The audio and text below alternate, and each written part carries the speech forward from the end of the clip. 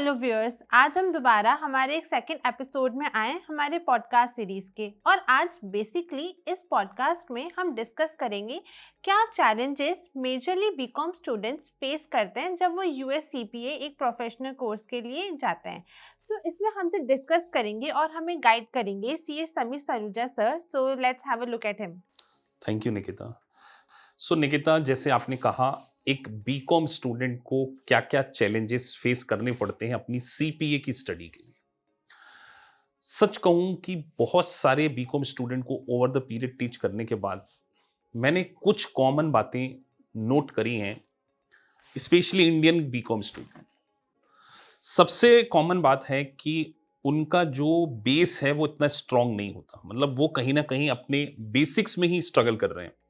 बहुत सारे BCom student को तो जनरल एंट्रीज क्लियर नहीं होती हैं, उनके फंडामेंटल स्ट्रांग नहीं होते हैं, साथ साथ उनकी इंटरप्रिटेशन स्किल भी उतनी स्ट्रांग नहीं होती जो एक प्रोफेशनल एग्जाम को पास करने के लिए आप में होनी चाहिए। तो ऐसे कुछ कॉमन चैलेंजेस हैं, इसको हम ओवर द पीरियड डिस्कस करेंगे कि उनको कैसे ओवरकम भी किया जा सकता है। सो आप क्या पूछ रहे थे निकिता मुझसे? सर, जैसे कि अभी आपने बोला कि बहुत सारे ऐसे चैलेंजेस हैं जो एक पीरियड ऑफ टाइम के बाद में उनसे ओवरकम किया जाता है।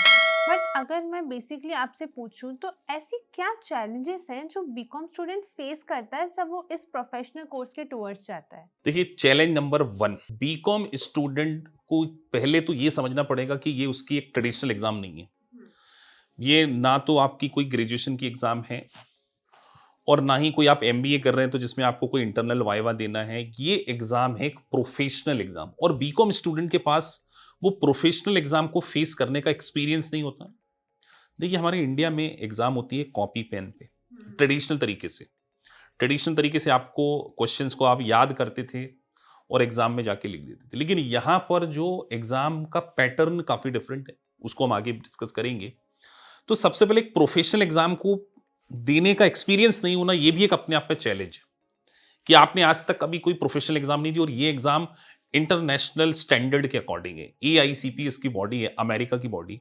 तो पहला चैलेंज तो बीकॉम स्टूडेंट जो फेस करते हैं वो उन्होंने कोई प्रोफेशनल एग्जाम को दिया नहीं है और फिर सीधे जाना, तो कई बार वो नर्वस हो जाते हैं, एग्जाम पैटर्न को ही अच्छे से अंडरस्टैंड नहीं कर पाते। तो ऐसी बहुत सारी चीजें होती हैं जो उनके सामने आती है। और दूसरा सबसे बड़ा चैलेंज बीकॉम स्टूडेंट का, बहुत सारे बीकॉम स्टूडेंट अपनी स्टडी में गैप होने के बाद इस एग्जाम को फेस करते हैं। 5 साल 10 साल हो गए, किसी का बीकॉम 2015 में हुआ होगा। इवन हमारे ऐसे स्टूडेंट हैं जिनको 20 ईयर का भी गैप हो चुका है, मतलब 45 ईयर 50 ईयर की एज भी आपको शायद जान के हैरानी होगी। हमारी एक स्टूडेंट है कीर्ति, जिनकी एज 47 है, उन्होंने भी इस एग्जाम को पास किया। तो एक स्टडी में बहुत ज़्यादा लॉन्ग गैप है, तो ये भी कहीं ना कहीं एक चैलेंज होता है कि सर अब इतनी बड़ी एग्जाम को कैसे फेस करें। तीसरा चैलेंज, मैंने आपको बोला कि जो एग्जाम है वो एआईसीपी स्टैंडर्ड के अकॉर्डिंग और आपके बेसिक क्लियर नहीं। जैसे मैं एक एग्जांपल लेता हूँ, मैं जनरली ग्रेजुएट स्टूडेंट से some time balance sheet date के एडजस्टमेंट पूछता हूँ कि यार आप मुझे बताइए prepaid, accrued, unearned income, outstanding expenses. तो उन्हें थोड़ा बहुत बेसिक नॉलेज होता है लेकिन उसकी परफेक्ट नॉलेज नहीं होता है, एकदम परफेक्ट नॉलेज नहीं होता। इसके कारण भी वो कहीं ना कहीं स्ट्रगल करते हैं। तो ऐसे चैलेंजेस हैं जिसमें अगर एक स्टूडेंट एक फैकल्टी के सपोर्ट के साथ में काम करे तो वो कहीं ना कहीं क्या है इसमें इंप्रूवमेंट लेकर आ सकता सर, जैसे अभी आपने बोला कि गैप आ जाता है या फिर फंडामेंटल्स क्लियर नहीं होते हैं, तो हम ये बेसिक चैलेंज एक बीकॉम स्टूडेंट फेस कर देता है जब वो इस प्रोफेशनल कोर्स के टूवर्ड्स जाता है। बट अगर हम इस एग्ज़ाम के डिफ़िकल्टी लेवल की बात करें तो क्या डिफ़िकल्टी लेवल रहता है इस एग्ज़ाम का? है। बहुत वैलिड क्वेश्चन किया है कि सर डिफिकल्टी लेवल क्या होगा। देखिए, सबसे पहले आपको इस बात को अंडरस्टैंड करना है कि ये एग्जाम है, सीए की एग्जाम है, लेकिन अमेरिका के सीए की एग्जाम है। तो आसान बहुत ज्यादा नहीं है, लेकिन अगर इंडियन सीए से कंपेयर करें तो उतनी डिफिकल्ट भी नहीं। मतलब इंडियन सीए से और यूएस सीपीए को कंपेयर करें तो दोनों का डिफिकल्टी लेवल अलग अलग है।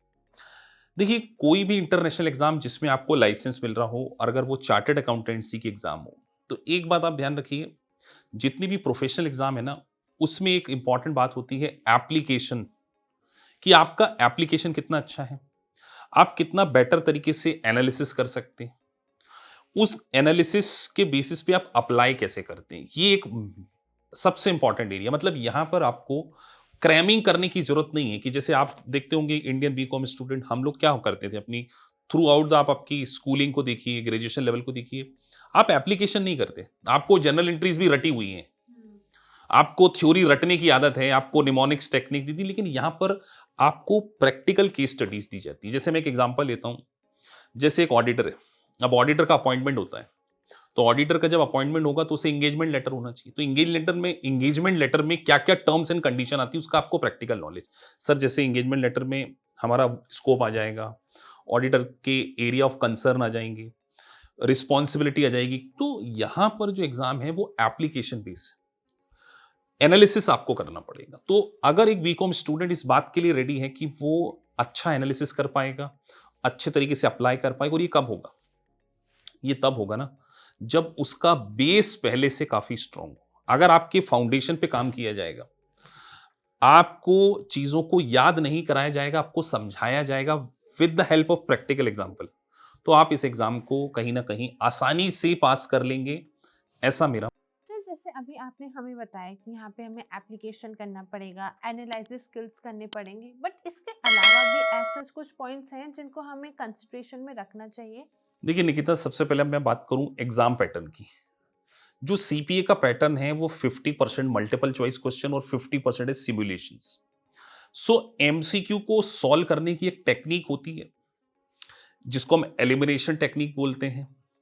उसके बाद जो कैलकुलेशन वाले क्वेश्चंस होते हैं, तो आपको एमसीक्यूज को 1 मिनट के अंदर सॉल्व करने की स्किल आपको डेवलप करनी पड़ेगी। 1 मिनट और मैक्सिमम 1.5 मिनट। और सिमुलेशंस जो होते हैं वो केस स्टडीज होते हैं। तो कितना अच्छा आप केस स्टडीज को इंटरप्रिटेट कर पाते हैं। आपकी एमसीक्यू में जैसे हम लोग जो भी सॉफ्टवेयर आपको प्रोवाइड करते हैं, तो सॉफ्टवेयर का सही यूज भी बहुत इंपॉर्टेंट है। जैसे बहुत सारे व्यूअर्स को कई बार नहीं पता होगा, मैंने देखा है कई लोग सॉफ्टवेयर ले देते हैं, चाहे फिर वो बेकर हो, वाइली हो, सर्जेंट हो, बट उसका प्रॉपर यूज नहीं कर पाते। तो जो रिव्यू प्रोवाइडर से उसका प्रॉपर यूज बिल्कुल करना पड़ेगा, और इसके लिए आपको एक मेंटोर की एडवाइस लगेगी। मतलब आप जब तक टीचर से बात करके उसको अपनी परफॉर्मेंस रिव्यू नहीं कराएंगे, आप कभी भी इस बात के लिए श्योर नहीं हो पाएंगे कि आपकी प्रिपरेशन 100% है या नहीं है। ये भी एक कंसर्न है कि कैसे सॉफ्टवेयर को यूज करना है। इसके लिए तो हम जनरली एक जूम मीटिंग कराते हैं। जैसे ही स्टूडेंट हमारे इंस्टीट्यूट में ज्वाइन करते हैं, मैं 1-to-1 मीटिंग करता हूं और उसका एक प्रॉपर स्टडी प्लान बनाता हूं, कैसे उसको सॉफ्टवेयर को यूज करना है। ये बहुत इंपॉर्टेंट टास्क है।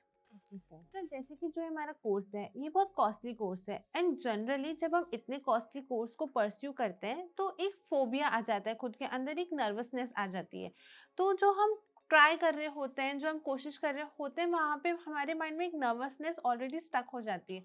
तो उसको हम ओवरकम कैसे करें? बहुत बढ़िया क्वेश्चन आपने निकिता पूछा है कि sir exam is very costly. Very true. एक पेपर 50,000 के अप्रोक्स पड़ता है, 55 के आसपास। तो अगर आप इतना ह्यूज अमाउंट इन्वेस्ट करने जा रहे हैं और एक पेपर के लिए, सोचिए अगर आप एक बार फेल हो गए तो पहले तो आपका 55,000 का लॉस हो गया, और सेकेंड टाइम आपको डाउट आ जाएगा, सेल्फ डाउट, कि क्या मैं इस एग्जाम को फिर से पास कर पाऊंगा। इस बात को ध्यान में रखते हुए हम लोग एक कॉन्सेप्ट लेकर आए, स्टडी प्लान। पहले हम आपका एक स्टडी प्लान बनाते हैं, इस पूरी जर्नी में आप मेरे साथ रहते हैं, और फिर जैसे लेट से आपका एग्जाम है अप्रैल के मंथ में, तो आपका कोर्स अगर मार्च में फिनिश है या फरवरी में, हम कोशिश करते हैं कि 2 महीने पहले आपका एटलीस्ट कोर्स फिनिश हो जाए, और फिर आपके रेगुलर मॉक टेस्ट लेना, स्टडी यूनिट वाइज पूरे मॉक टेस्ट लेना, आपकी पूरी परफॉर्मेंस को रिव्यू करना, और जब आप एक्चुअल एग्जाम देने जाएंगे उसके पहले मैं आपके 2 पेपर कंडक्ट कराता हूं, और अगर इन दोनों पेपर में आपने पास कर लिया तो आपको एक सेल्फ कॉन्फिडेंस आ जाता है कि सर मैं सर के पेपर में पास कर चुका, और ये जो पेपर डिजाइन होगा ये एआईसीपी के ब्लूप्रिंट को ध्यान में रखकर डिजाइन होगा। तो व्यूअर्स को मैं कहना चाहूंगा कि हमने जो पेपर डिजाइन किया वो एआईसीपी के ब्लूप्रिंट को ध्यान में रख के किया। अगर आपने ये दोनों पेपर पास कर लिए तो आपके चांसेस मोर देन 90% है कि आप इस एग्जाम को पास कर ले। तो इस तरीके से स्टूडेंट का फियर जो है एग्जाम को मल्टीपल टाइम्स देकर, इंटरनल एग्जाम को देकर, वो अपने फियर को दूर कर सकते हैं। और मुझसे पूछकर अगर एग्जाम देते हैं बच्चे, आप मेरे बहुत सारे स्टूडेंट के एग्जाम्पल हैं, एलिजिबेथ है, कीर्ति है, इश नारंग है, अभी सुशांत हैं, इन्होंने मुझसे पूछा और एग्जाम दी और आज ये सक्सेसफुली सीपीए बन चुके हैं। आप यूट्यूब पे इनके इंटरव्यू को डेफिनेटली सुनिए, देखिए कि इनकी पूरी जर्नी में हम किस तरीके से हमने इनको सपोर्ट किया। सर अब हम इस कोर्स के अगर एग्जाम पैटर्न के बारे में डिस्कस करें तो आप इस कोर्स का क्या एग्जाम पैटर्न रहता है, तो आप थोड़ा सा हमारे व्यूअर्स को गाइड करना चाहेंगे? देखिए, एग्जाम पैटर्न बेसिकली इसके 5 टेस्टलेट्स होते हैं। पहले 2 टेस्टलेट्स होते हैं मल्टीपल चॉइस क्वेश्चन के और 3 टेस्टलेट होते हैं सिमुलेशंस के। तो मैं आपको स्पेसिफिक बात बताने जा रहा हूं कि जो भी स्टूडेंट एग्जाम में देने जा रहे हैं, within time frame 4 hour में आपको ये पांचों टेस्टलेट सॉल्व करने पड़ते हैं और एक टेस्टलेट अगर आपने सबमिट कर दिया उसके बाद आप उसमें वापस नहीं जा सकते। तो पहले टेस्टलेट को सॉल्व करने में 45 मिनट्स, दूसरे को सॉल्व करने में 45 मिनट्स। आपको ओवरऑल टाइम लेना है और जितना कम समय आप एमसीक्यू में लेंगे उतना ज्यादा समय आपके पास सिमुलेशन में बचेगा। तो कोशिश कीजिए 40-45 मिनट्स में आप एमसीक्यू कर लीजिए और 2.5 आवर्स में आपके सिमुलेशंस होना चाहिए। तो ये एक एग्जाम पैटर्न है और अगर आपने पांचों टेस्टलेट को सॉल्व कर लिया, चांसेस बहुत हैं कि आप एग्जाम को पास कर जाएंगे। सर, जैसे अभी आपने हमें बताया एग्जाम टेस्टलेट्स के बारे में, तो इन चारों पेपर्स में से सबसे ज्यादा डिफिकल्ट पेपर कौन सा होगा? देखिए, डिफिकल्टी लेवल जनरल परसेप्शन की बात करें तो कुछ स्टूडेंट को थ्योरी डिफिकल्ट लग सकती, कुछ को नंबर क्रंचिंग। लेकिन अगर मैं अपने एक्सपीरियंस से बताऊं, 2024 में जो पहले फार सबसे डिफिकल्ट होता था, अब उतना डिफिकल्ट नहीं है। बट स्टिल अगर चारों पेपर को हम कंपेयर करें, आज भी एफएआर सब्जेक्ट ही सबसे ज्यादा कॉम्प्लिकेटेड है, क्योंकि यहां पर न्यूमेरिकल क्वेश्चंस जो पूछे जाते हैं वो कई बार बहुत बेसिक लेवल के भी होते हैं और आप में एक्सपर्टाइज होना चाहिए यूएस गैप की। अगर आपने यूएस गैप को बहुत अच्छे से समझा है, जिसमें आपकी जनरल एंट्रीज बहुत अच्छी होनी चाहिए, बैलेंस शीट डेट के एडजस्टमेंट बहुत अच्छे होने चाहिए, आपको फाइनेंशियल स्टेटमेंट की हर टर्मिनोलॉजी, छोटी सी छोटी टर्मिनोलॉजी, जैसे एक छोटा एग्जांपल लेता हूं, ट्रेजरी शेयर्स, ट्रेजरी स्टॉक। अब कई बार क्या होता है, स्टूडेंट ट्रेजरी स्टॉक को केवल ऊपर से पढ़ के चले जाते हैं कि इसमें हमने बायबैक किया तो ये हमारे ट्रेजरी स्टॉक हो गए, लेकिन इसकी जनरल एंट्रीज काफी डेप्थ लेवल पे पूछी जाती हैं। तो मैं जनरली कहूंगा कि आज भी फार, भले ही उसका कंटेंट कम हो गया, लेकिन चारों में फार को मैं कॉम्प्लिकेटेड कहूंगा बीकॉम स्टूडेंट के लिए, क्योंकि हम यहाँ पे बीकॉम स्टूडेंट के लिए बात करें। उसके बाद रेगुलेशन भी, क्योंकि एक नया सब्जेक्ट है, आपने कभी इस टैक्सेशन को पढ़ा नहीं है, लेकिन अगर स्टूडेंट अपने बेसिक्स को इंप्रूव कर ले, अपने फंडामेंटल को इंप्रूव कर ले और सॉफ्टवेयर की परफॉर्मेंस को रिव्यू करते हुए हर चैप्टर में 80% स्कोर कर ले, तो मेरा मानना है उसको इतना डिफिकल्ट नहीं लगेगा। फिर भी टॉप में फार, फिर रेगुलेशन। बट कुछ स्टूडेंट को ऑडिट भी डिफिकल्ट लगता है, क्योंकि audit is all about application, practical knowledge होना चाहिए। You have to think auditor perspective, आपको ऑडिटर के पर्सपेक्टिव से सोचना पड़ता है। तो नंबर 1 मैं कहूंगा डिफिकल्टी लेवल फार ही है, तो इसको आप थोड़ा सा देख के चलिए। और अगर आप एक चार्टर्ड अकाउंटेंट स्टूडेंट है तो फार ऑडिट आपको आसान लगेगा, रेगुलेशन हो सकता है थोड़ा सा आपको कॉम्प्लिकेटेड लगे। बट हम रेगुलेशन में भी आपको बेसिक क्लासेस प्रोवाइड करते हैं, जिसमें कैपिटल गेन की टर्मिनोलॉजी, मतलब बिल्कुल लेमन टर्म में हम आपको क्या करेंगे इसमें टीच करने वाले। सर, अब एक क्वेश्चन जो जनरली बहुत सारे स्टूडेंट्स के माइंड में रहता है, जैसे कि जो हमारा यूएस सीपीए वो एक यूएस का चार्टर्ड अकाउंटेंट है, उसी तरीके से हमारा एक इंडियन सीए भी है। तो अगर हम दोनों के बीच में कंपैरिजन करें तो कितनी सिमिलैरिटीज हैं? देखिए, सिमिलैरिटीज के बारे में बात करें तो जो इंडियन सीए वो काफी डेप्थ में है। जैसे सीए में आपके 3 लेवल होते हैं, फाउंडेशन, इंटर और सीए फाइनल। 12 के बाद से इसको स्टार्ट कर सकते हैं सीए को, लेकिन जो यूएस सीपीए होता है उसके लिए मिनिमम रिक्वायरमेंट जो है वो ग्रेजुएशन है। और यूएस सीपीए का जो कंटेंट है वो उतना डेप्थ में नहीं है जितना इंडियन चार्टर्ड। आप सोचिए, इंडिया में सीए में आपको direct tax, indirect tax, company law, information technology, financial reporting, financial management, cost accounting सब पढ़ाया जाता है। बट यूएस सीपी स्पेशलाइजेशन की ओर फोकस कर रहा है। जैसे आप बिजनेस रिपोर्टिंग एनालिटिक्स में एक्सपर्टाइज को ऑब्टेन कर लीजिए, या आप यूएस टैक्सेशन में कर लीजिए। तो यहां पर आपको 3 सब्जेक्ट जो है वो मैंडेटरी हैं, उसके बाद आपको एक ऑप्शनली चूज करना होता है। जैसे आप, if you want to make your career in taxation, you can go for a TCP taxation. But अगर आप अपना करियर अकाउंटिंग में देखते हैं तो फिर आप बार में जा सकते हैं। सीपीए सीए से इस तरीके से डिफरेंट है कि यहाँ एक तो फ्लेक्सिबिलिटी, एक एक पेपर करके आप एग्जाम दे सकते हैं, लेकिन जो चार्टर्ड अकाउंटेंसी वो काफी डेप्थ में, और आप वहां पे ग्रुपिंग सिस्टम चलता है। यहाँ पर हर रोज एग्जाम होती है, आप क्वार्टर में आप एग्जाम दे बुक कर सकते हो, रिजल्ट भी काफी जल्दी आता है। तो सिमिलैरिटी कंटेंट में बहुत ज्यादा है। अगर एक सीए इंटर का स्टूडेंट जो अपनी पढ़ाई कर रहा है तो उसको बहुत सिमिलैरिटीज मिलेगी। जो सीए इंटर का अकाउंट्स है और सीए फाइनल का अकाउंट्स है, उसका बेसिक लेवल यूएस सीपीए में। सिमिलरली जो इंडियन सीए में आप ऑडिट पढ़ते हैं वही है, बस यहाँ पे आपको रेगुलेशन कंप्लीटली डिफरेंट मिलेगा। बट अगर आपने इंडिया के टैक्सेशन को पढ़ा है, जिसमें 5 हेड्स आते हैं, salary, capital gain, deduction, exemption, तो आपको यूएस टैक्सेशन को समझने में और भी आसानी हो जाएगी, क्योंकि इंडियन टैक्सेशन और यूएस टैक्सेशन में डिफरेंस जरूर है, लेकिन सबकी सोल एक ही है कि किस तरीके से टैक्स रेवेन्यू जो है वो इनकम टैक्स डिपार्टमेंट का बढ़ाया जाए। तो इंडिया के सीए टैक्सेशन अगर इंडिया का पढ़ा है तो उन्हें यूएस टैक्सेशन कंपैरेटिवली क्या लगेगा, आसान लगेगा। तो सिमिलैरिटी कंटेंट में बहुत ज्यादा, एग्जाम पैटर्न कंप्लीटली डिफरेंट है। इंडियन सीए ट्रेडिशनल तरीके से एग्जाम होती है, सीपीए की एग्जाम कंप्यूटर बेस्ड होती है, 4 ही पेपर हैं केवल। तो ये एक कंप्लीटली डिफरेंट कोर्स है, हम ऐसा कह सकते हैं, बट इंडियन सीए के लिए आसान है। इसके बारे में भी हम डिस्कस करेंगे। सर जैसे कि हमारा जो इंडियन सीए होता है उसको क्लियर करने में बहुत ज़्यादा टाइम टेकिंग प्रोसेस है, स्पेशली अब while talking about it's final. So CPA भी क्या सेम लेवल का डिफिकल्टी लेवल खुद में रखता है? देखिए, मैं यहां पर झूठ तो बिल्कुल नहीं बोलूंगा कि सीए तो डिफिकल्ट है, सीपीए बहुत आसान है। नहीं, सीपीए आसान बहुत ज्यादा बिल्कुल नहीं है, बट सीए जितना डिफिकल्ट नहीं है, ये समझना पड़ेगा। लेंथ उतनी नहीं है, कंटेंट कम है, लेकिन यहां पर मेजर फोकस जो है ना आपका, वो एप्लीकेशन के ऊपर है। तो सीपीए एग्जाम डिफिकल्ट जरूर है, ऐसा बिल्कुल भी नहीं है कि बहुत आसानी से पास कर लेंगे। आपके अंदर एक टेक्निकल एनालिसिस और आपका इंटरप्रिटेशन स्किल बहुत अच्छी होनी चाहिए।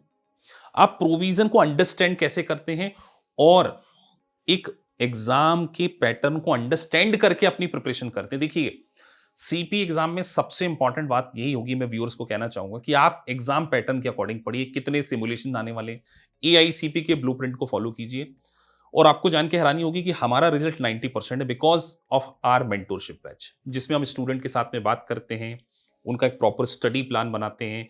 जैसे मैंने आपको बताया, उनकी सॉफ्टवेयर में पूरी परफॉर्मेंस को रिव्यू करते हैं, एक्चुअल एग्जाम से पहले 2 मॉक टेस्ट लेते हैं। और मैं अपने हर सीपीए स्टूडेंट को बोलता हूं, एग्जाम में जाने से पहले मुझसे फोन पे बात कीजिए, बिकॉज मेरे पास एक्सपीरियंस है। इतने सारे स्टूडेंट को जब हम पढ़ाते हैं तो हर स्टूडेंट से मैं डे बिफोर एग्जाम में बात करता हूं, जब वो एग्जाम देकर आता है तब भी बात करता हूं कि किस तरीके का पेपर आया। तो एग्जाम पैटर्न को आपने सही तरीके से फॉलो कर लिया, एक मेंटोर के साथ में आप चले, बेसिक क्लासेस आपने अच्छे से कर ली। बेसिक्स बहुत इंपॉर्टेंट है, मैं बार बार बोल रहा हूं, ये इस वीडियो में आप इस बात के ऊपर बहुत ज्यादा ध्यान दीजिए। सर बार बार बोल रहे हैं general entries, basics of account, basic of taxation, basics of auditing, और आपका इंटरप्रिटेशन स्किल। आपको बहुत ज्यादा मगअप करने की जरूरत नहीं है, ये सारी चीजें अगर आप करेंगे ना, एग्जाम को आप पास कर लेंगे। सीए से तो बहुत आसान है, क्योंकि सीए में ग्रुपिंग सिस्टम है, आपको हर सब्जेक्ट में 40 और एग्रीगेट में 50 लाना पड़ता है, और एग्जाम भी वहां पर 2 बारी होती है साल में, यहां पर आप फ्रीक्वेंटली एग्जाम दे सकते हैं। तो अगर हम सीए से कंपेयर करें तो सीपीए आसान पड़े। सर जैसे आप बार बार बोल रहे हैं कि फंडामेंटल्स बहुत क्लियर होने चाहिए, बेसिक्स एक कैंडिडेट के बहुत अच्छे से क्लियर होने चाहिए, क्या इसके अलावा भी कुछ और क्वालिटीज होनी चाहिए एक स्टूडेंट में अपने अंदर एक सीपीए एग्जाम के लिए? देखिए, बेसिक भी आपने इंप्रूव कर लिया, आप एमसीक्यू में भी अच्छा स्कोर कर रहे हैं, सिम्स में भी स्कोर कर रहे हैं, लेकिन एक बात और है कि वो 4 घंटे आपने अच्छी प्रिपरेशन कर ली है, लेकिन अगर वो 4 आवर में आप पैनिक हो गए, तो मैं कई बार स्टूडेंट को बोलता हूं कि आपको एग्जाम में पैनिक नहीं होना है। मैं बार बार बोल रहा हूं, जब आप स्पेसिफिकली सिमुलेशंस करने जाएंगे, या आप इस बात को आप अपनी नोटबुक में मेंशन कर लीजिए, जब आप एग्जाम में सीपीए की सिमुलेशन करने जाएंगे तो किसी भी रिव्यू प्रोवाइडर, चाहे फिर वो बेकर हो, ग्लैम हो, वाइली हो, सर्जेंट हो, उसमें से सिमिलर सिम्स नहीं आने वाले। तो 4 घंटे के अंदर आपका पेपर नहीं छूटना चाहिए, पहली बात, और आपको एग्जिबिट वाले सिमुलेशंस के ऊपर बहुत ज्यादा हार्डवर्क करना चाहिए। उसके साथ साथ अपनी जनरल एंट्री बेसिक्स तो बहुत इंप्रूव करना ही है, और कोशिश कीजिए कि अपने रेगुलर मॉक टेस्ट दीजिए। जैसे हम क्या करते हैं, पूरे करिकुलम को सेगमेंट में बांट देते हैं। सेगमेंट 1 में हम 5 यूनिट में आप सारे एमसीक्यू कर लीजिए, फिर एक मिनी टेस्ट, फिर 5 to 10 कर लिया, फिर मिनी टेस्ट, और फिर 10 to 20 का मिनी टेस्ट, और फिर एक कॉम्प्रिहेंसिव टेस्ट। और उस कॉम्प्रिहेंसिव टेस्ट में आप पास हो रहे हैं, उसका रिकॉर्डिंग और टीचर से डिस्कशन।